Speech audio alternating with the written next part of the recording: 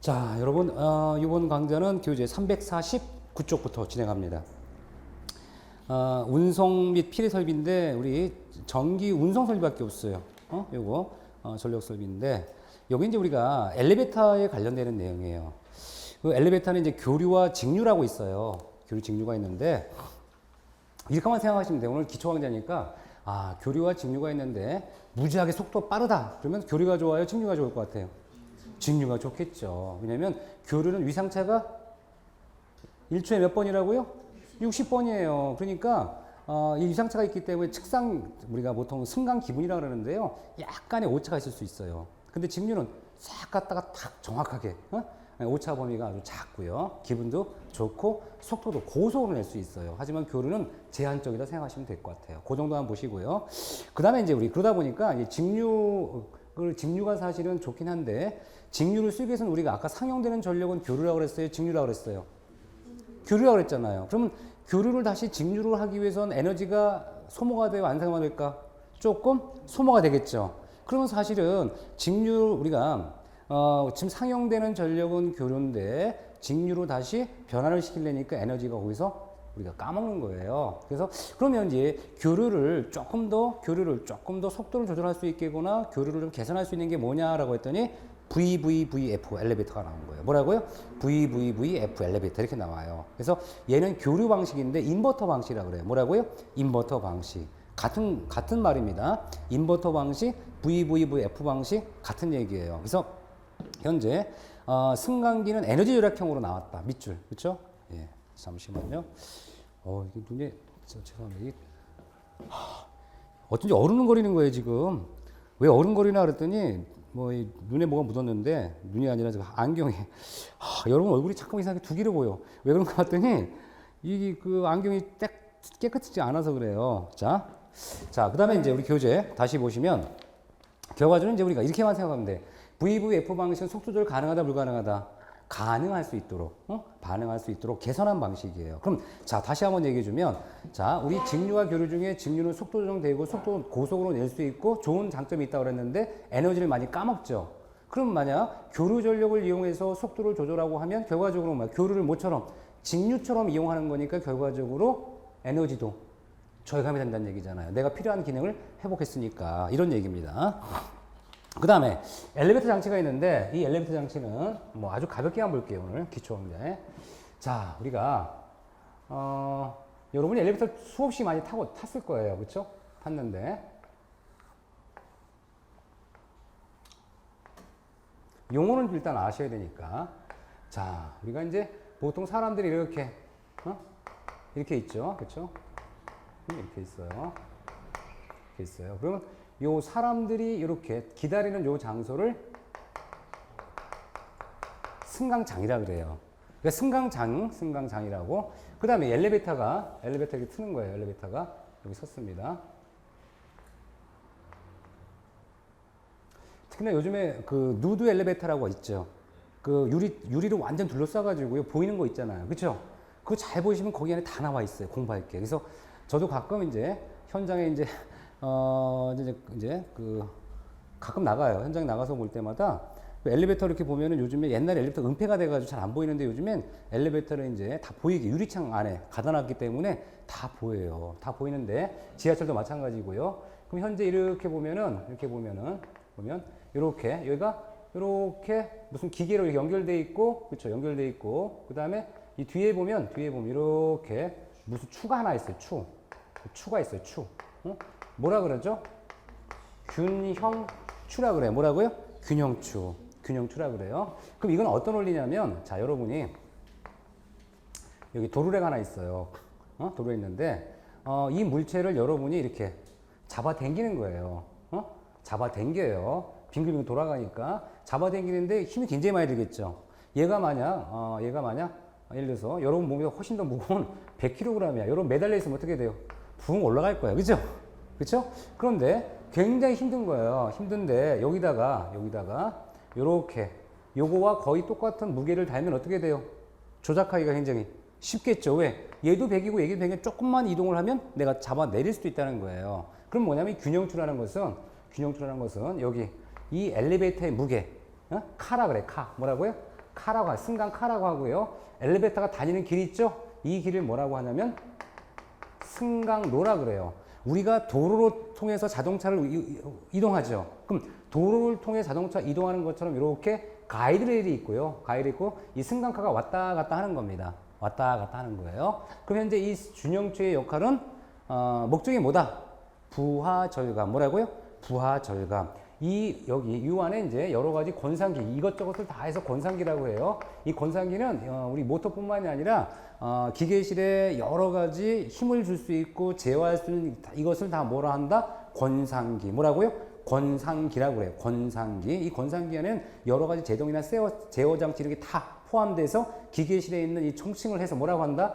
권상기라 하는 거예요. 권상기. 권상기. 그다음에 얘네들이 이제 길을 따라가는데 이 길을 뭐라면 가이드레일이라 합니다. 뭐라고요?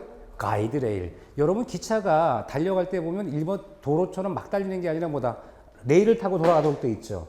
그럼 이 레일을 뭐라면 가이드레일이 하는 거예요. 그럼 가이드레일 타고 왔다 갔다 하도록 돼 있어요. 그래서 여러분 지하철 보면은 분명히 엘리베이터 다니는 길이 이렇게 줄이 쫙 두 줄 있을 거예요. 그 줄을 타고 왔다 갔다 하도록 돼 있어요. 그렇죠? 가이드레일입니다. 요 줄들이 쫙 선이 있어요. 가이드레일. 자, 그 엘리베이터가 타고 올라가는 겁니다. 그럼 일단 우리 엘리베이터를 타고 올라가는데 이 균형추라는 것은 결과적으로 목적이 뭐라 그랬어요? 부하 절감. 우리 시험에 뭐가 나와요? 균형추는 안전적인 측면의 설비다. 맞아요? 틀려요?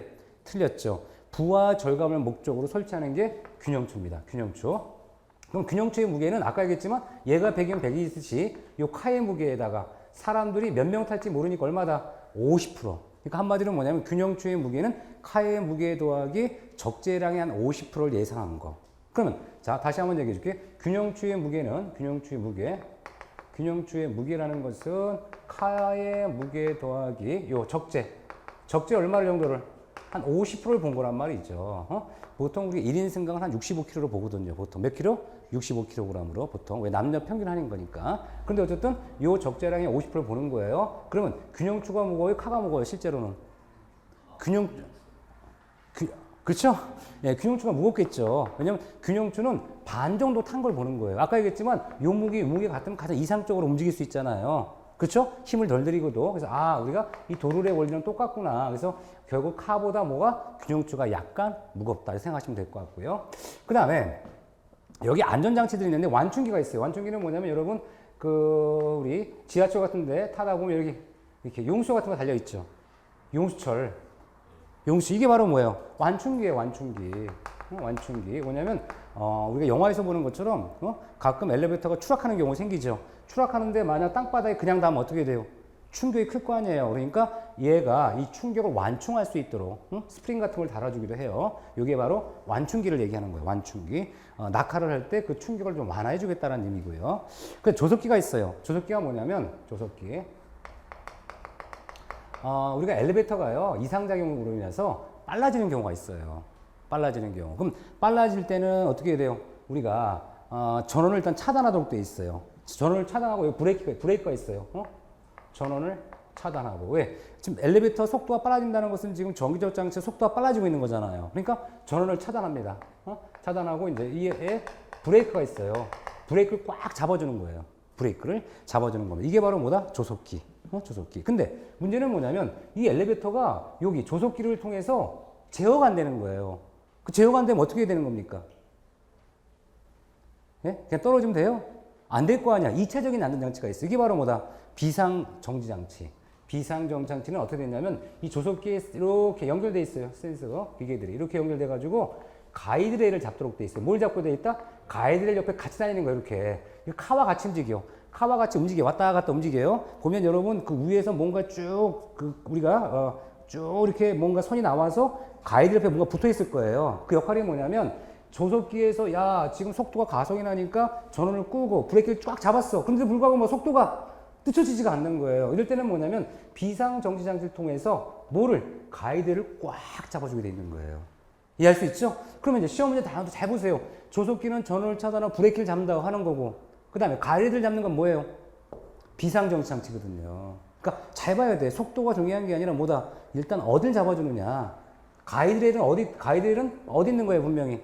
승강카 옆에 있는 거잖아요. 승강카 옆에서 바로 잡아주는 거예요. 속도 너무 가하니까. 그래서 비상 정지장치. 아, 그렇구나. 응? 비상 정지장치. 뭘 잡아준다? 가이드를 꽉 잡아주는구나. 보시면 될 것 같고요. 그 다음에 여기서 이제 보면 뭐라고 나냐면 강제적으로 정지한다고 그래. 비상 정지장치를. 왜? 너무 속도가 빠르니까. 그쵸? 예, 그 다음에 이제 조속기 동작이 작동되긴 하는데 정지가 된 후에는 여러분이 그냥 자동적으로 푸는 게 아니라 뭐다? 전문가에 의해서 운행이 가드가 조작을 해줘야 돼. 왜? 지금 큰 사고 날 뻔한 거예요. 그쵸? 큰 사고 날 뻔한 걸 다시 이제 회복하면 돼요? 안 돼요? 안 되는 거예요. 왜? 아직 현재 이 이상작용이 문제가 된 걸 파악을 했어요? 못했어요?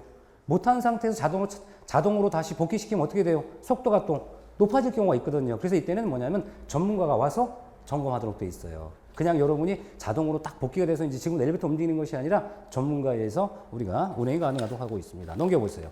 리밋 스위치라고 나와요. 리밋 스위치는 이제 가승강 방지라고 그래가지고요. 엘리베이터는 일정 구간이 있어요. 뭐 파이널 리밋 스위치라고 그래가지고 이 한도를 벗어나면 안 되는 거예요. 엘리베이터가. 엘리베이터. 그 다음에 엘리베이터도 뭐다? 각 층별로 또 리밋 스위치를 제한해서 이 층별을 갑자기 가다가 이렇게 중간에 멈추면 어떻게 돼요? 문제가 될 거 아니에요. 그래서 우리가 리밋 스위치라는 것은 과승강 방지. 뭐라고요? 과승강 방지. 이 리밋이라는 게 원래 범위나 제한이라는 뜻이거든요. 원래 의미는. 그래서 과승강 방지하는구나. 일정 구간에 멈출 수 있도록 하는 거고요. 얘네들도 만약 멈추려면 얘가 만약 중간에 이렇게 오버하려면 어떻게 한다? 멈춰줍니다. 비상. 자동으로 이제 우리가 자동이 아니라 이제 강제로 이제 정지시켜줍니다. 강제로. 자동이 아니라 강제로. 그 다음에 이제 현재 보시면 여기 유리로 됐으니까 보시면 여기 승강카 이렇게 보면은요. 승강카 위에 보면은 우리가 도어 인트로 스위치가 있어요. 승강카 옆에 보면 승강기를 이렇게 열리어주고 제어하는 게 요 각 있어요 아마. 그래서 여러분 아마 기본서 교재에 나와 있어요. 그림이 나와 있는데 없기 때문에 나중에 기본서 할 때 다시 한번 보시는데 현재 이제 도어 인트로 스위치라고 그래가지고요. 얘네들은 뭐냐면 승강기가 없습니다. 승강기 없는데 열리면 돼요 안 돼요? 안 되죠. 안 되잖아요. 이런 장치를 제어하는 거예요. 그래서 이 도어 스위치라는 것은 우리가 도어 스위치, 도어가 닫히지 않으면 운전이 불가능하도록 하는 정기적 장치와, 그 다음에 우리가 도어 끝에 도어 전용 열쇠를 사용하지 않으면 열리지 않는 이 잠근 장치를 이렇게 붙여주는 겁니다. 그래서 이거 두 개를 합하면 도어 인터럭 스위치가 합쳐진 거예요. 도어 스위치와 인터럭 스위치가 합쳐진 겁니다. 이게 이제 도어 스위치를 합니다. 그래서 아마 여러분들 오늘 이제 전철이나 아니면 지하철 같은 데 가보시면 이렇게 문 위에 기기 장치가 있는데 그거를 도어 인터럭 스위치라 해서 하나는 정기적 장치고 하나는 기기적 장치구나 이렇게 생각하시면 돼요. 그 다음에 이제 이 도어 클로저라고 있어요. 이 도어 클로저가 있는데 이제 가끔 도어 클로저 필요할 수가 있을 거예요. 왜냐면 여러분이 엘리베이터를 딱 타려고 하면 문이 열려 있어요, 닫혀 있어요? 닫혀 있죠. 1층에서 엘리베이터가 멈춰 있는 거예요. 열려 있어, 닫혀 있어? 닫혀 있단 말이에요. 그게 뭐냐면 모든 상태가 끝나면 그냥 자동으로 닫혀주는 거예요. 안 닫아주면 어떻게 돼요? 쥐나 아니면 고양이가 항상 그 안에 들어갈 수 있겠죠. 그렇죠? 예, 가끔 보면 나오잖아요. 그 순간에 쥐가 들어가가지고 사람 엘리베이터 딱 타려고 이만한 쥐가 있는 거예요. 요즘 쥐가 좀 크죠? 예, 끔찍하죠? 끔찍해. 제가 그런 적이 있었어요. 제가 타려고 했는데 그 쥐가 얼렁얼렁거리더라고요. 그래서 어떻게 해서 발로 막 차고 도망을 안 가. 겁을 먹어가지고. 더 무서운데 저는, 그죠? 예, 그래서 우리가 자동으로 닫아주게 되는 거예요. 이상 상태 다 해제됐습니다. 그러면 닫아줘라. 이런 뜻이고. 여러분, 세이프트 슈라고 있어요. 세이프트 슈. 세이프트 슈인데, 여러분 가끔 보시면 엘리베이터 타려고 할 때, 뭐, 책을 낀다든가 발로 치면 어떻게 돼요? 엘리베이터가 다시 열리죠. 이게 바로 세이프트 슈예요. 세이프트 슈. 그래서 우리가 반전이라는 건 뭐냐면, 닫으려고 했는데, 어떻게 얘를 닫으면 어떻게 한다? 다시 열어주는 거. 그렇죠? 예, 우리가 세이프트 슈라 하는 겁니다. 자, 그 다음에 균형추 아까 설명드렸고요. 이런 걸 딱 봤더니 굉장히 많은 뭐가 있다? 굉장히 많은 우리 안전장치가 있는데 여기서 보면은 기계적 장치가 있고 정기적 장치가 있다는 거예요. 두 개로 구분되죠. 시험에 많이 나왔어요. 많이 나왔어. 그래서 현재 자물쇠 스위치라는 거 있죠. 자물쇠 스위치는 우리가 도어 인터럭 스위치에서 정기적 장치를 구성하는 게 자물쇠 스위치라고 했던 거고요. 그 다음에 동그라미 1번 보니까 문 연결 스위치, 도어 인트로 스위치라고 그랬죠? 요거를 우리가 기계 안전장치로 분류합니다. 이렇게. 원래 자물쇠 스위치와 문 연결 스위치는 한 세트로 되어 있는데 하나는 정기적 제어고 하나는 기기적 제어라고 해서 두 개를 구분한 것 뿐이에요. 예, 이렇게 보시면 되고요. 그 다음 완충기예요. 그럼 완충기는 쉽죠? 완충기 현재 딱 봤을 때 여러분 전기로 보여요? 기기적 장치로 보여요? 그냥? 기기적 장치라고 생각하시면 되잖아. 왜? 충격을 완화하는 것 뿐이지 정기적인 뭔가 시스템이 있는 게 아니니까. 이런 뜻입니다. 자, 이렇게 해서 이제 우리가 운송 설비 가장 간단한 것 알아봤고요. 보통 여기서 나와요. 여기서 한 문제. 응? 그림 그렸던 이런 분에서 한 문제 나오니까 자주 보시면 될 것 같아요. 앞으로 여러분도 시험 볼 때까지 계속 비슷한 거 설명할 겁니다. 그 다음에 교재 351쪽 가면 소화설비라고 나와. 근데 이 소화설비는요 공부하기 되게 힘들다고 해요. 왜? 암기가 많아서. 그쵸? 암기가 많아. 소화설비. 자, 그럼 일단 소화설비의 가장 기본 개념만 설명드릴게요. 자, 보시죠. 소화설비. 이 소화설비는 이제 화재가 나면 정말 아주 필수적인 시설이 되는 거죠. 소화설비. 자, 건물이 하나 있어요. 이렇게. 건물인데 이 건물이 다닥다닥 붙어 있는 건물이 있죠. 가끔 보면. 건물과 건물 사이에 이제 붙어 있는 지역이 있어요. 그렇죠? 왜냐면 우리가 건물과 건물 사이는 멀리 두는 게 좋아요? 가깝게 두는 게 좋아요? 멀리 둬야겠죠. 그런데 사실은 멀리 두기 위해서는 땅이 넓어야 되는데 우리나라에 공급되는 땅들이 이렇게 넓지가 않고 사람 많다 보니까 건물을 좀 붙여짓는 경향이 있죠. 사실은. 그렇죠? 자, 붙여짓는 경향이 있어. 그럼 여기까지는 좋아. 여기까지는. 근데 문제는 뭐냐면 인접 건물에서 화재가 난 거예요. 화재 났는데 이 건물이 보통 이렇게 벽 타고 올라가죠? 벽 타고 올라가잖아요. 벽이나 이렇게 물질 타고 올라간단 말이죠. 그래서 화재가 2층만 났다가서 화재가 나는 게 아니라 뭐다. 이렇게 불이 막 옮겨요. 막 이렇게. 특히 창문 같은 거 열어놓으면 창문 안에 다시 이렇게 커튼 타고 이렇게 올라가잖아요. 이런 거 생기는 거야. 근데 여기까지는 좋았어. 요렇게 뭡니까? 요렇게 여기서 이렇게 구경하고 있는 거야. 근데 문제는 뭐다? 불길이 확 어디로? 불길이. 화재가 나지 않은 이 건물에도 불탈 수 있는 거예요. 왜? 가까우니까. 그럼 이때 뭐가 필요해요? 또는 뭡니까? 여기 화재가 났는데 이 사람 도망갔겠지. 도망갔는데 문제 화재가 이렇게 창문을 타고 벽을 타고 올라가는 경우 생기는 거예요. 그럼 이런 경우에 설비는 건물 밖에 있어야 돼요? 안에 있어야 돼요? 예? 안에요? 안에도 있어야겠죠? 근데 문제는 안에만 막으면 어떻게 돼요? 이 불이 이 벽을 타고 올라가는 거 막을 수 있어요? 없어요? 없겠죠. 근데 뭐가 필요해요? 이런 외벽이나 창문가에 뭐가 필요해요? 이렇게 설비가 필요해요. 이 설비는 뭐냐면 이렇게 생겼어요. 이렇게 생겨가지고 물이 쫙 쏟아지는 거예요. 밑으로. 무슨 말인지 알죠? 이렇게 생겨 물을 쏟아지면 어떻게 물이 쫙 분산될 거 아니에요? 이렇게요. 그러면 현재 얘는 물이 쫙 쏟아집니다. 이렇게 쏟아지면 어떤 장점이 있어요? 인접한 건물에 화재가 넘어올 때도 방어할 수 있고, 또는 밑에 층에서 불 났는데 그 밑에 층이 불이 외벽을 타고 올라갈 때도 방어가 되겠죠. 물론 실내에도 분명히 소화설비 필요할 거예요. 하지만 뭐다? 벽에도 뭐가 필요하다? 설비가 필요하다는 얘기죠. 그럼 벽에 부착하는 이런 설비를 뭐라고 했을까 다? 예? 드렌처입니다. 뭐라고요? 드렌처. 이제 외우는 거야 일단. 드렌처. 파란색 잘 안 보이는구나. 그렇죠? 자, 드렌처입니다. 다시 한번 뭐라고요? 드렌처. 드렌처 어디 설치한다?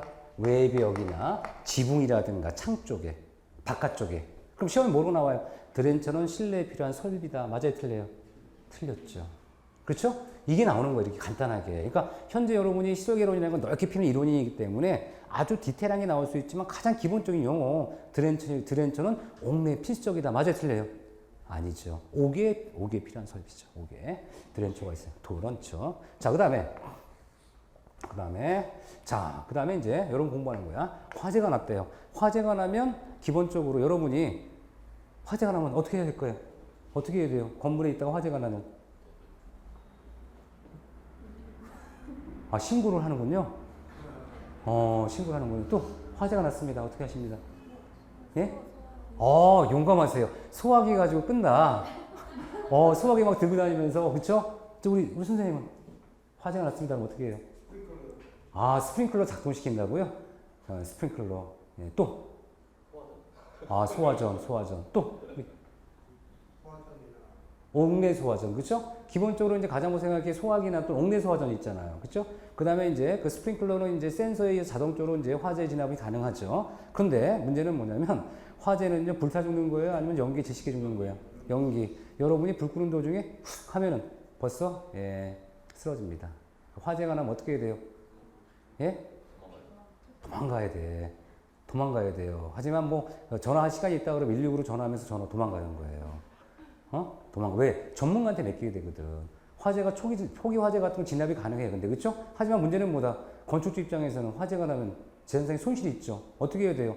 옥내소화전 달려가는 거죠. 그렇죠? 옥내소화. 그래서 옥내소화전 달려가는데 옥내소화전 어디? 건물에 이렇게 딱 붙어 있죠? 옥내소화전. 응? 그럼 옥내소화전을 딱 보면 어떻게 나와요? 여기 이렇게 호수가 15m짜리가 몇 개 있어요? 2개가 있거든요. 그 연결을 해야 돼요. 연결을 해서 꺼야 돼. 꺼다 보니까 실제로 뭐야? 실제로 옥내소는 하나는 몇 미터를 커버할 수 있어요? 얘를 호수니까 몇 미터? 얘를 보면 30m죠. 15m 2개니까. 근데 그 가구라든가 일부 우리가 모서리에 우리가 처음에 검토하지 못한 이런 장애물이 생기면 어떻게 해야 돼요? 수화 범위가 줄어들 수 있으니까 원래 30m까지 얼마를? 25m까지를 바꾼 거예요. 이해할 수 있겠죠? 원래 옥내 소화전은 최대 얼마까지? 30m 반경은 포함할 수 있어요. 근데 문제는 뭐냐면 실제로 우리 건축물 내부면 가구라든가 장애물 같은 것 때문에 이렇게 소화전을 끌어서 불을 끌려고 하니까 뭐예요? 약간 뭐 도달을 못 하는 거예요. 그래서 몇 미터 반경으로? 25m 반경이 되는 거예요. 이해하시겠죠? 이게 바로 옥내 소화전. 가장 기본으로 우리 시험에 가장 많이 나온 거예요. 아, 이게 옥내 소화전이구나. 가장 기본적으로 옥내 소화전 건물에, 그렇죠? 화재가 나면 초기에 건물에 계신 분들이 진압할 수 있도록 우리가 소화수관을 연결을 해서 호수로, 그렇죠? 연결해서 꺼주는구나. 옥내 소화전이에요. 옥내 소화전. 그다음에 요즘에 이제 그 아파트나 아니면 고층 건물은 필수적으로 천장에 뭐가 붙어 있죠? 천장에 붙어 있어요. 아까 우리 선생님 말씀하신 게 뭐였죠? 그렇죠. 스프링클러. 그래서 이 스프링클러는 초기 화재 진압이 아주 대표적인 거예요. 스프링클러는 대표적인 겁니다. 그래서 요거를 우리가 스프링클러라고 해요. 스프링클러. 이 스프링클러 같은 경우도 원래 우리가 반경 같은 게 있어요. 반경 같은 게 있는데 뭐 스프링클러는 일단 우리 아파트 얘기하면 뭐 3.2m를 반경이라 그래요. 반경이라 그래가지고 스프링클러가 이렇게 보호할 수 있는 그 반경을 보통 얘기하는 겁니다. 자, 그다음에 이제 무대부는 1.7m, 뭐 비내화 건물 2.1, 내화 건물 2.3m라는 규정이 있는데 요거는 아파트가 아니니까 우리 아파트는 얼마다? 3.2m를 우리가 설치할 때 필요한 반경은 3.2m. 요거는 몰라도 돼요. 그렇죠? 우리 아파트 아니니까 아파트는 얼마다? 3.2 이렇게 기억하시는 거예요. 3.2. 3.2구나. 이 3.2라는 것은 이렇게 스프링클러 설치하죠. 이렇게 설치합니다. 이런 식으로 설치를 해주면 요 반경, 이 스프링클러의 그 반경을 얘기하는 겁니다. 이런 식으로 설치해줘요. 여기 반경을 얘기해요. 반경. 요 스프링클러 끝이 있죠. 이렇게 반경을 얘기합니다. 스프링클러가 여기 있고, 여기도 있어요. 여기도 있습니다. 자, 요것도 반경이죠. 반경. 그럼 이 스프링클러와 스프링클러의 얘는 뭐냐면 헤드라 그래, 헤드. 스프링클러의 그 물이 나오는 걸 뭐라 한다? 헤드. 뭐라고요? 헤드라 그래요. 스프링클러가 연결된 그 끝을 헤드라고 하는데, 요 헤드라 그래. 헤드라고 하는데, 헤드의 이 거리를 알아야 돼요. 헤드의 거리를 알 수 있어요, 없어요? 헤드는 기본적으로 어떻게 해야 돼? 물이, 이쪽에 뭐가 있죠? 물이 안 닿는 범위가 있으면 안 돼요. 물이 안 닿는 범위니까 물이 닿지 않는다 그러면 문제가 될 거 아니에요. 화재가 났는데 마침 조사했더니 뭐가 되는데 스프링클러가 안 닿다는 거예요. 그럼 돼야 안 돼? 안 되겠지. 그러면 일단 스프링클러의 그 헤드 간격, 이 간격인데 왜냐하면 반경이 있으면 헤드 간격을 우리가 설계해야 될 거 아니에요. 그림 배치를 하는 거 확인해야 될 거고. 그러면 이 반경을 알면 헤드 간격을 알 수가 있어요. 사실은 왜 그러냐면 자 보세요. 이게 바로 뭐예요? 반경이죠. 요 반경, 그죠? 자, 보세요. 그 다음에 여기도 뭐가 있어요, 이렇게 있으니까 반경이 있겠죠. 근데 얘가 맞나, 실제로는? 맞나죠? 요 찬점에서 맞나? 그러면, 자, 노란색으로, 이렇게. 얘가 뭐라 그랬어요?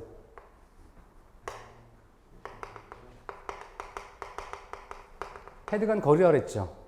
그렇죠? 자세히 보면 몇 도가 돼, 얘는? 90이죠. 이는 몇 도가 될까? 45도 각도네. 오, 그러네. 그러면 자, 같은 색깔로 표시해 볼게요. 노란색이요. 노란색. 파란색 2개. 직각이라고요? 그쵸? 여기 뭐가 있다? 헤드와 헤드가 붙어 있죠. 그럼 얘가 뭐가 되는 거야? R. 그럼 이 거리는 얼마가 될까요? 1대 루트 2 R. 그렇죠? 직각삼각형이에요. 뭐냐면 얘가 1일 때는 루트 2 값이 되도록 돼 있어요. 직각 삼각형. 응? 1대 1대 루트입니다. 뭐라고요? 1대 1대 루트이란 말이에요. 그러면 결과적으로 우리가 헤드 간 거리는 아파트에서 뭐라고 해야 돼요? 루트 2 곱하기 R이니까 얘는 뭐가 돼? 1.41 곱하기 3.2m가 나겠죠. 이게 바로 뭐야? 헤드와 헤드의 거리가 되는 거예요. 우리 시험에 나왔던 거예요. 그러면 자 우리가 요 요거 스프링클러죠. 스프링클러 하나가 차지하는 면적은 뭐냐 그랬더니 보세요. 자 얘가 면적을 차지하려니까 뭐라 그래? 요렇게 가려고 했더니 내 거다. 그렇죠? 얘는 가야 나입니다. 그러니까 어떻게 돼? 요 가와 나 사이에 절반만 딱 가져가는 거죠? 그 뭐냐면 방어 면적이라고 그래요. 뭐라고 해요 지금? 방어 면적. 지금 뭐 하고 싶은 거예요 지금? 방어 면적을 계산하고 싶은 거예요. 방어 면적을. 자 그러면 자 여기 절반입니다. 그랬더니 또 뭐라 그래? 위에 내가 여기로 가려고 했더니 그래. 안 된대. 그래서 어떻게 해야 돼? 요렇게 얘와 얘 경계, 얘와 얘 경계. 그럼 잘 보면 잘 보세요. 잘 봤더니 요 거리나 같죠? 같죠? 자 보세요. 무슨 얘기냐? 아까 계산한 헤드 간의 거리 간격이나 얘는 같아. 얘는 정사각형이고, 그죠? 그러면 자, 그럼 얘는 뭘로 볼 수 있어요? 하나는 방어 면적을 딱 계산했더니 얘 이거지 이거. 이 거리. 이거 얼마입니까? 얘가 하나가 루트 2R. 얘가 다 뭐가 돼? 루트 2R. 스프링클러 가운데 있고요. 그럼 이 면적은 어떻게 계산하면 돼요? 면적이라는 것은 요거 곱하기 요거죠? 그러면 자 방어 면적 어떻게 하면 돼요? 루트 2R 곱하기 루트 2R이다. 그러면 이렇게 하면 뭐가 돼요? 2가 되고 얘는 R에 자승이 되니까 결과적으로 뭐가 돼? 2 곱하기 3.2가 되겠네. 그죠? 이 3.2 자승이 되죠. 그렇죠? 이렇게. 그러면 뭐가 돼? 계산하면 약 20 정도 나올까? 20제곱 정도? 약. 계산해 보세요. 이거 한번 읽고 계산해 보세요. 이거 얼마 나와요, 이거 일단? 우리 아파트니까 계산해 봐야지. 그죠? 얼마 나와요?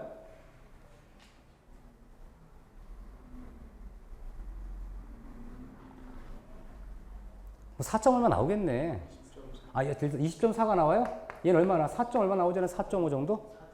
4.51이 나오죠? 그럼 결과적으로 뭐예요? 이렇게 계산하는 거 맞네. 근데 왜 이걸 얘기할까요? 이런 얘기를 안 하면요. 여러분들 외워요. 뭘 외워요? 얘도 외워야 되는 거고. 그쵸? 외워야 되는 거고. 그 다음에 얘도 외워야 되는 거고. 그 다음에 얘도 외워야 되는데 아시는 분은 뭐만 외우면 돼요? 이거만 외우면 되죠. 무슨 말인지 알겠어요? 우리가 여러분 교과서에 쭉 나와. 스프링클러 나중에 나와요. 기본서에 보면 이거만 외우면 되는 거야. 근데 모르시는 분은 뭐야? 따로따로 다 외우고 있어요. 여러분들은 3.2만 외우고 여긴 뭐다? 얘는 루트 2 R이고 얘는 뭐다? 2R 자승이구나. 그럼 공식으로 하는 게 빠르죠. 왜? 아파트를 물어볼 수 있지만 지문에 무대부가 나올 수 있잖아요. 아니면 비내야 건물 나올 수 있고 시험이니까. 그래서 우리는 아파트 요거 3.1을 외워서 숫자를 외울 수도 있지만 문제는 뭐냐면 만약에 이렇게 시험 문제에서 아파트만 얘기하는 게 아니라 딴 것도 나올 수 있기 때문에 이 원리만 알면 된다는 얘기죠. 그럼 뭐만 외우는데? 요 반경만 외우면 스프링클러 헤드웨이 간격이나 방어 면적은 계산하기가 한 번에 끝나겠죠. 그렇죠. 원리를 아니까. 그러니까 원리를 알면 좀 쉽다는 얘기입니다. 사실 이거 설명 안 할 수도 있어요. 왜? 굳이 어려우면 안 해도 되는데 계산 결과가 뭐예요? 요 정도는 금방 이해할 수 있잖아요. 요거.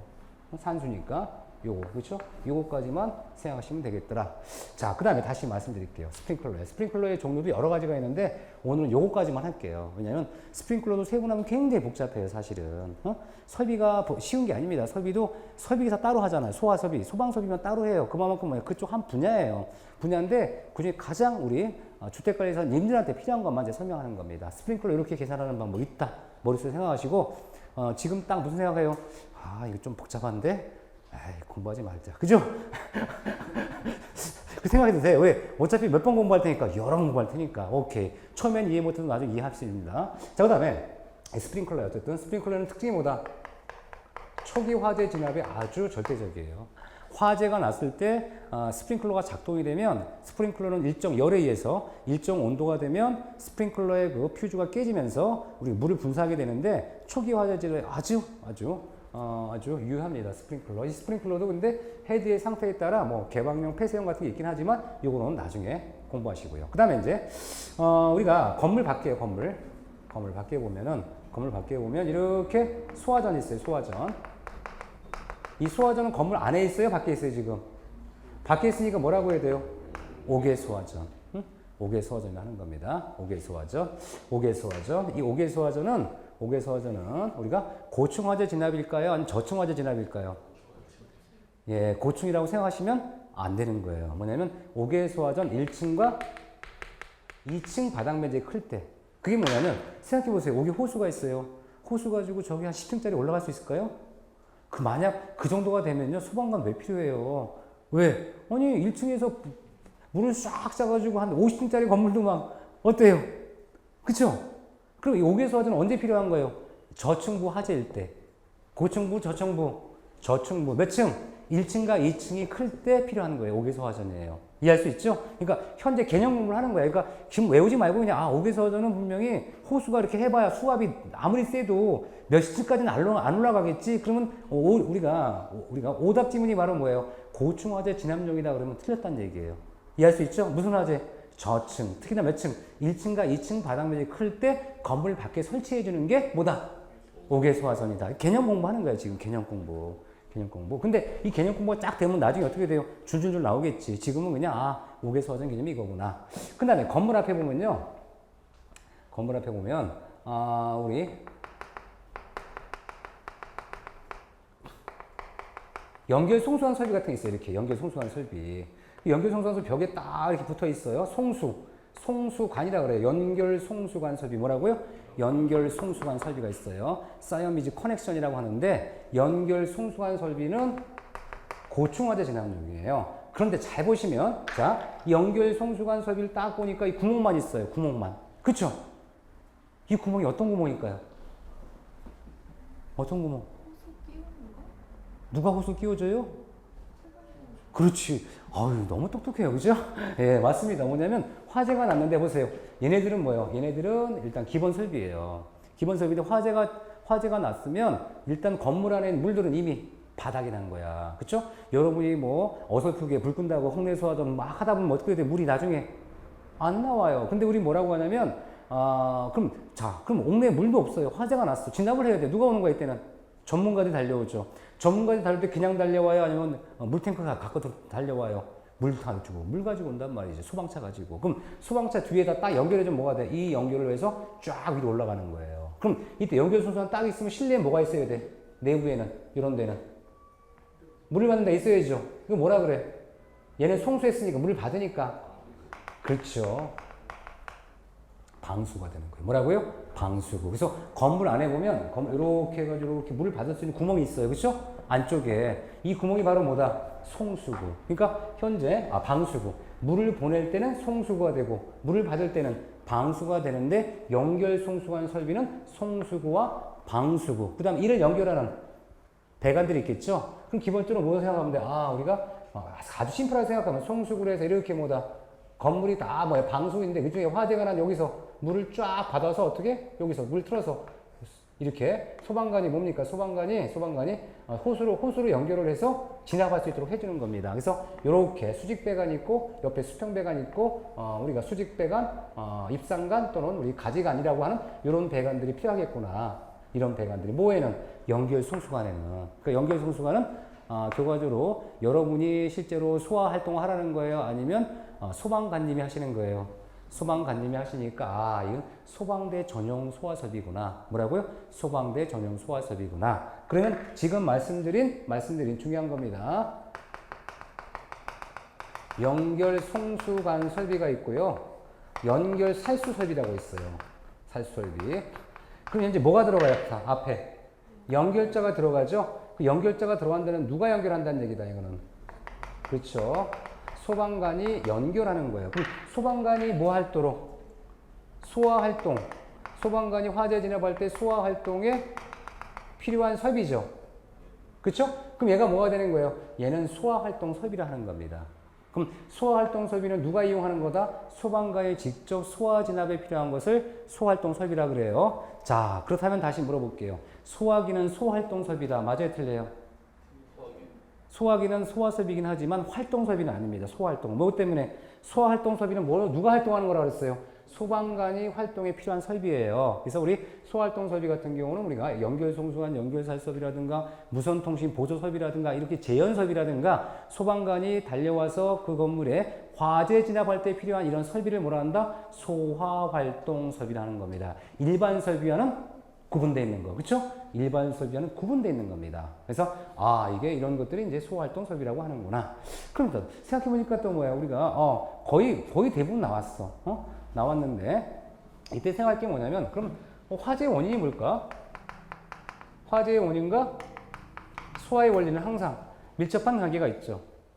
화재의 원인, 그렇죠? 네, 우리 시험에 아직 안 나왔지만 화재의 원인과 소화 활동은 소화의 어떤 원리는 밀접한 관계가 있는데요. 가장 쉽게 생각하면요, 자 이거예요. 이거 자 제가 수차례 그리는 거지만, 그렇죠? 예. 요즘에 담배값 많이 오른다고 하더라고요, 그죠? 그렇죠? 이분이 담배를 딱 물고 있어요. 자, 그렇죠? 이분이 물고 있어요. 물고 있다고 화재가 나요, 안 나요? 안 나죠. 뭐가 필요해요?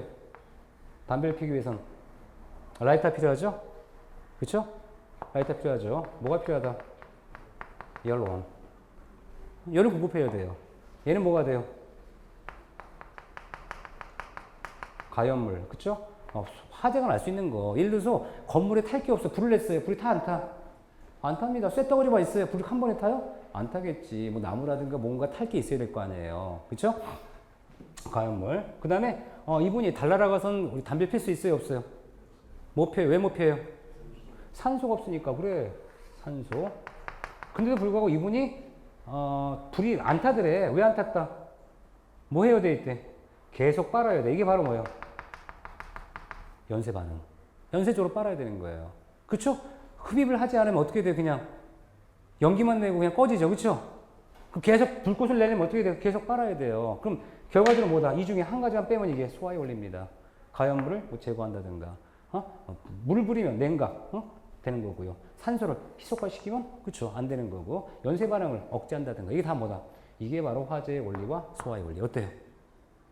아주 간단하죠? 예, 한 번도 안 나왔어요. 그래서, 하지만 개념이니까, 기초강좌니까, 이런 거 한번 설명해 봤습니다. 자, 그렇다면 이제 여기서 나와 있는데, 문제는 뭐냐? 여기까지는 그냥 여러분 생각해. 이런 게 있구나. 그럼 한번 그려보는 거야. 일단 같이 써보는 거야. 일단 뭐가 있냐면, 우리가 드렌처라는 게 있어요. 드렌처. 있었죠? 드렌처 있었어요. 그쵸? 그럼 드렌처 역할은 뭐라 그랬어요? 그쵸? 외벽 등에 설치하는 거. 외벽이나 아니면 지붕, 창문 쪽에 설치하는 거. 한마디로 뭐다? 외부. 꼭 기억하는 거예요. 내부가 아니라 외부. 드렌처가 스프링클러 배관하고 연결이 돼 있나요? 아니면 건축으로 그냥 막혀 있다가 화재가 나는? 스프링클러는요, 우리 고층화재 진압이 아주 유의하기 때문에요. 일단 이렇게 생각하면 돼. 대부분의 많은 배관들은 연결될 수 있어요.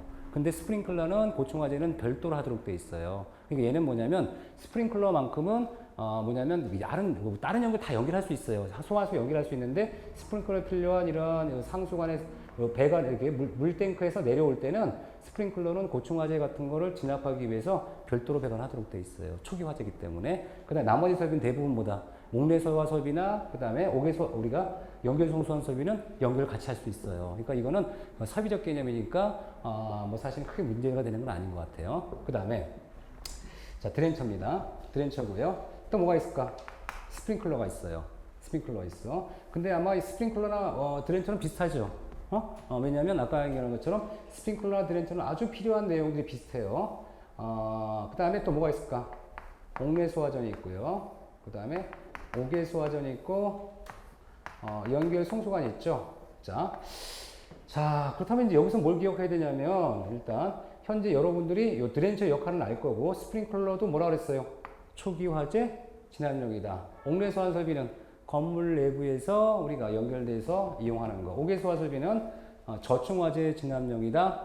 연결 송수관 설비는 소방대 전용이라는 걸 알 수 있을 겁니다. 그럼 일단 옥내소화전이 가장 시험 문제 많이 나왔어요. 그러니까 옥내소화전은 여러분이 열심히 공부를 하셔야 되는데 문제는 뭐냐면 이 옥내소화전에 필요한 재원들 중에 이런 게 나와요. 뭐냐면 이 표준 방수량이 130L per min이라는 개념이 나와요. 그러면 130L per min이라는 것은 뭘 얘기하냐면 1분 동안에 130L를 우리가 보내주겠다는 거예요. 그러면 자, 이 130리터 포 미니가 어디서 나오죠? 소방대가 줘요? 아니면 건물 내에 있는 거예요? 건물 내에 있는 거예요. 그럼 이 건물 내에 있다는 얘기는 뭐냐면 우리가 옥내 소화전에 물을 줘야 돼. 얼마나 줘야 될까요? 얼마나 보관하고 있어야 될까? 그러면 우리 이런 얘기를 해요. 우리가 보통 뭘 얘기하냐면 옥내 소화전이 130리터 푸어 미니라고 하면 내가 수원 수량 건물에 보관할 수 있는 물의 양을 계산할 때는 20분을 곱하도록 되어 있어요. 20분을 곱하도록 되어 있으면 얘가 뭐다? 한 개에 필요한 소화 수량은 왜 20분이냐라고 하면 여기 연결 송수는 필요 없고 나머지의 소화량을 계산할 때 항상 몇 분이 들어간다고요? 20분. 20분은 뭐냐면 여러분이 화재 진압을 위해서 소방대를 불렀어요. 소방대를 불렀는데 소방대가 바로 우리 막말로 여기 그 소화 119 바로 119 센터 바로 옆에 여러분 집 불났다 그러면 뭐예요? 몇 분 안 걸리겠죠. 근데 사실은 이 소방센터도 일정한 거리마다 배치가 돼 있잖아. 그러니까 어떻게 돼요? 출동하는 시간이 걸리겠는데 평균 시간이 얼마냐 그랬더니 한 20분 정도면 되겠다라는 거야. 그러면 20분 동안에만 물을 저장했던 물을 사용하면 되니까 이렇게 곱하면 얼마가 나와요? 분분 떨어지니까 얼마가 나온다? 2600 메타 세제곱이 나오겠죠. 그럼 2600m 세제곱이 나오면 얘를 아니죠. 리터가 나오죠.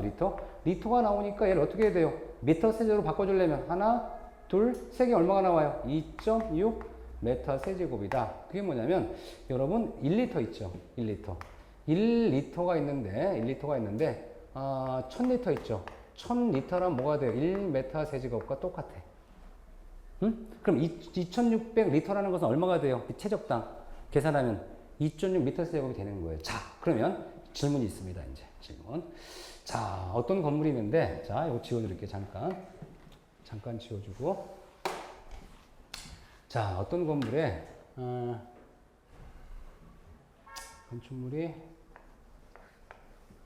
이렇게 있는 건물이에요. 건물이 보니까 이렇게 생겼어. 딱 희한하게 생긴 거야. 그러다 보니까 각 층별로 뭐가 틀려? 옥내 소화전이 틀린 거야. 옥내 소화전 몇 미터 간격이라 그랬어요, 아까? 25m 간격인데 얘는 몇 개가 나왔어? 7개, 5개, 4개 등등이 다 틀려서 이 건물이 몇 층인지 모르는데 어쨌든 몇 층인지 모르는데 이 건물 다 해서 옥내 소화전 봤더니 몇 개가 들어간다? 예를 들어서 50개가 들어가더라 이거야. 설치하다 보니까 이렇게, 그죠? 들어갈 거 아니야, 이렇게. 근데 특히나 뭐 가장 최층수가 몇 개 들어가는 거예요, 지금? 가장 큰 바닥이 7개가 들어가요. 그러면, 자, 여러분이 생각하는, 여기다 뭘 집어넣어야 돼? 우리가 옥내 소화전에 필요로 한 건물에 필요한 소화 수량을 계산해야 돼. 그 소화 수량 계산을 하려면, 우리가 하나에 얼마라고요? 2.6 메타 세제곱이죠? 몇을 곱해야 될까요?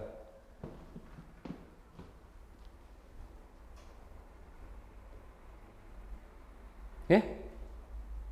그렇죠. 몇을 곱해야 될까? 객관식으로 해달라고요? 1번 50개, 2번 7개, 3번 14개, 4번 11개, 5번 22개. 몇 번입니까? 그렇죠. 답이 없다. 6번이다. 6번 하나 더 만들어줄까? 좀 쉽게. 몇 개? 5개. 자, 몇 번입니까? 1번 손도 1번. 손 안 드세요? 2번. 2번? 2번. 3번. 4번. 5번. 손 안 드세요, 근데? 지금 반항하는 거. 5번이라고 그랬어요, 제가? 그랬어요, 제가? 그랬구나. 알겠습니다. 결과적으로 뭘 얘기하냐면, 자, 이렇게 보시면 돼요. 자, 예를 들어줄게요. 여러분이 신문에, 텔레비에 나왔어요. 어느 건물이 화재가 났대. 그럼 신문에 텔레비에 뭐라고 나오냐면, 뭐 지금 무슨 어느 지역에 화재가 났습니다. 발화의 원인은 몇 층, 뭐 예를 들어서 3층 또는 4층, 부분에 뭐 무슨 기업이 운영하는 고기 화재가 나고 나서 불이 점점 몇 층으로 5층, 6층으로 옮겨서 일부 층이 화재에 의해서 피해를 받습니다. 이렇게 나오죠. 그럼 뭐가 시작돼요, 일단? 어서 화재가 난 자가 나오죠. 그러면 화재 난 자가 나온다 그러면 결과적으로 화재가 지금 전 층에서 동시에 났대요? 아니면 어느 층에 시작했다고 그래요? 시작했다고 나오죠. 그럼 가장 불리한 건 시작할 때 옥내수화전이 가장 많은 층수 아니면 작은 층수? 가장 많은 층수가 기본이 되겠죠. 왜? 가장 많은 층수에서 화재 났다는 얘기 뭐야? 그만큼 바닥 면적이 넓으니까 화재 진압이 어려운 상태가 되는 거죠. 그래서 이 중에 가장 맥시멈이 몇 개라고 나와요, 지금? 7개. 그럼 여기서 7개를 해야 되는데 뭐라고 하냐면 우리는 그래, 우리가 5개만 하자. 왜? 실제로 우리가 7개, 10개를 하면 좋긴 좋은데 실제로 옥내수화전 수량도 이게 나중에 그 건축물에 이제 여러 가지 하중이나 이렇게 관리에 문제가 생길 수 있으니까 그래, 한 5개만 일단 하라. 나오는 겁니다. 그럼 얼마가 나와, 이제 계산은? 13m 수렴 나오겠죠? 계산해 보세요, 지금. 해보세요. 나와요, 안 나와요? 나오겠죠? 나오겠죠? 자, 그 다음에 두 번째. 요거 시험에 무지무지 자주 나오고, 두 번째는 뭐냐? 옥외소화전이에요. 옥외소화전인데, 여기 건물에 소화전이 이렇게 몇 개 있대요? 3개가 있대. 4개가 있대, 4개. 4개가 있는데, 옥외소화전을 봤더니 얼마로 나와요? 표준 방수량이 350 리터 퍼 민이래요. 응? 350. 그러면 얘도 실제로 우리가 몇 분간 계산해야 돼요? 몇 분간? 20분간. 하면 얼마가 나와요, 얘는? 7,000리터가 나오니까 얘는 몇 메가 돼요? 몇 미터 세제곱이 된다? 7m 세제곱이 되죠. 그럼 7m 세제곱이 나오니까 이때 얘 4개가 딱 설치되어 있어요. 4개가. 그러면 이때 소화 수량을 계산해야 돼요. 어떻게 하면 될까요? 7 곱하기 몇 개다. 그런데 얘는 몇 개를 해야 돼요? 4개를 해야 되지만 화재가 난다고 해서 아까 말씀드린 게 뭐예요? 동시에 화재가 나는 거예요? 아니면 부분적으로 화재가 시작돼요? 부분적으로 시작되니까 몇 개만? 2개까지만 하자. 이해할 수 있죠? 가끔 그런 얘기 했잖아요. 우리가 소화설비 공부하다 보면 화재 났다 그러면 분명히 발생기가 있고 발생기를 통해서 화재가 조금씩 이렇게 번지는 거지. 전층에 동시에 다발적으로 무슨 확 불난다 그러면 이건 뭐예요? 화재가 난 게 아닙니다. 그쵸? 뭐 테러라든가 영화에서 나오는 것처럼 뭔가 계획적으로, 그쵸? 건물에 폭발하든가 있는 거지 화재가 나면 어떻게 동시에 나겠어요? 그건 말이 안 되죠? 그 화재는 뭐야? 우연에 의해서 어떤 사고의 원인이 있긴 하겠지만 일부 점에서 시작해서 화재가 나는 것 뿐이지 동시다발적으로 발생하지 않기 때문에 우리는 뭐다? 가장 불리한 점을 따지지만 너무나 소화 수량이 많아도 이 부분에 관리라든가 여러 가지 문제가 있으니까 꼭 필요한 양을 정해주겠다는 얘기입니다. 자, 그럼 다시 물어볼게요. 그럼 현재 이 건물에 줄여줄게요. 얘는 몇 개예요, 지금? 4개가 있고, 얘가 3개가 있고, 2개가 있다 치자고요. 그럼 소화수량 계산할 때 어떻게 해야 돼? 여기 몇이 들어가야 돼요? 여기.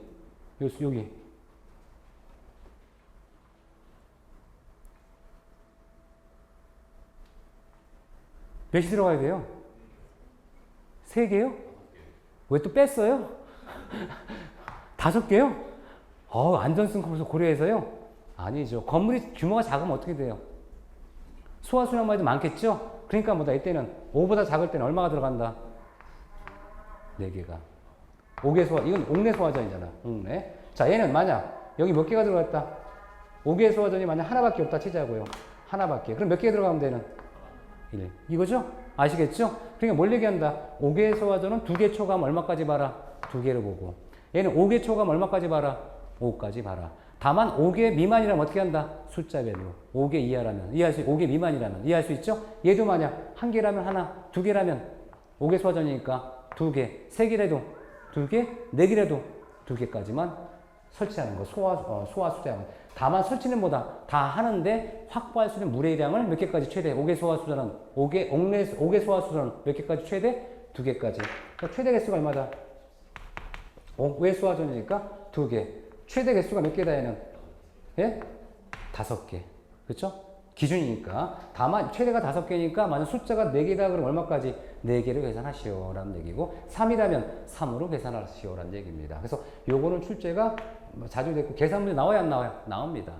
계산 문제 나오니까 이건 반드시 숙지하는 겁니다. 자, 그렇다면 요에 관련되는 내용들이 어디 나옵니까? 우리 드렌처, 옥외 스프링클러, 옥내수화 여기서 나오죠. 그죠? 보면 어떻게 돼요? 현재 아까 얘기했지만 드렌처나 스프링클러 규정은 같아요. 그렇죠? 같습니다. 80리터, 그 다음 0.1메가파스칼이 같아요. 그런데 문제는 뭐냐면 설치 거리가 다르죠. 다르잖아요, 지금. 그죠? 달라요. 그래서 설치 거리는 뭐 4m, 뭐 수평 2.5, 1.7, 3점이 나온 거고, 옥내 소화전 아까 얘기했지만 25m, 옥외 소화전 40m. 근데 이 방수 압력을 공부해야 돼요. 방수 압력 봤을 때 0.1, 0.1, 0.17, 0.25죠. 그냥 외우시면 돼요. 처음에 안 외워지겠죠. 안 외워지면 어떻게 하면 돼요? 제 얼굴 잘 모르실 때 어떻게 하시면 돼요? 자주 학원 나오면 제 얼굴 기억하죠. 저도 여러분이 잘 안 나오시면 잘 기억을 못 해요. 오늘도 아까 저기 오다 보니까, 버스를 탔는데 어디서 많이 보던 사람이야. 근데 기억이 잘 안 나. 그쵸? 왜 기억이 안 나요? 자주 보던 사람은 아니고 한두 번 봤는데, 분명히 본 건 기억나는데 자세히 기억이 안 나는 거예요. 똑같아요. 여러분이 이걸 봤을 때, 시험장까지 가져가기 위해선 자주 공부하셔야 되고요. 이 규정들이 어디 또 나와요? 실무 기준 아마 조금 더 자세히 나올 거예요. 자세히 나올 수 있어요. 왜냐면 직접 여러분이 건물 관리하셔야 되니까. 하지만 그 시설 개론에서 이 정도만 이론적인 것만 공부하는 겁니다. 자세한 규정은 실무에서 공부하시면 되는데 어쨌든 기본적으로 시험이 나와야 안 나와. 실무 시험에 주관식 나오는 게 요 표준 방수량이나 수원 수량 암기하는 거 나와요. 숫자 쓰는 거. 그럼 어떻게 해야 돼요, 그냥? 지금 암기하는 게 빠르겠죠? 그냥 암기하세요. 0.1, 0.1, 0.17, 0.25다. 외우는 겁니다. 방수 압력. 그리고 잘 보시면 제가 어떻게 놨어요? 순서대로 놨죠? 그쵸? 0.1, 0.1, 0.15, 0.17, 0.25 이렇게 순서대로. 그쵸? 0.1, 0.1, 0.17, 0.25 순서대로 딱 제가 써놓은 겁니다. 순서대로. 왜? 실제로 이렇게 갖고 이렇게 연결되니까. 다만 이 반경이 틀리겠죠. 반경이 틀려요. 주의하시고. 그 다음에 이제 우리 표를 보면 뭐가 나와? 입상관과 가지관 나왔죠. 제가 뭐라 그랬어요? 제가 말씀드리면서 자 물이 쫙 올라가면 수직관이 있죠. 수직은 뭐라 그래? 세웠으니까 뭐라 한다? 입상관. 수평으로 이렇게 얘는 뭘 얘기해? 가지친 거죠? 가지관 이렇게 얘기하는 거예요. 그래서 우리가 우리 입상관이 있고 가지관이 있구나 보시면 되고요. 그 다음에 교재 우리 352쪽에 보면은 뭐 방수량 같은 거 나오잖아요. 그렇죠? 이거는 나중에 한번 외우시고 이런 게 있다 보시면 되고요. 여기까지가 이제 소화 설비 가장 기본 설비 되는 거 말씀드렸던 거예요. 뭐 특별히 어려운 건 없죠. 네, 어려운 건 없고요. 나중에 이제 세부적인 내용들을 보면 우리가 시설 개론 부록에 나와 있는 기본 소위도 나와 있고요. 아니면 실무 규정은 약간 제가 가르쳐 드리는 것보다 약간 규정에 가까운 거 가르쳐 드릴 겁니다. 왜냐하면 우리 그 시설 개론에서는 가장 필요한 이론, 그 다음에 용어에 대한 이해, 설비에 대한 그 기본 내용이 다르기 때문에 6기 정도까지는 여러분 숙지하시는 게 좋고요. 그 다음에 기본 소감은 조금 더 자세히 제가 설명해 드리도록 하겠습니다. 잠깐 쉬었다가.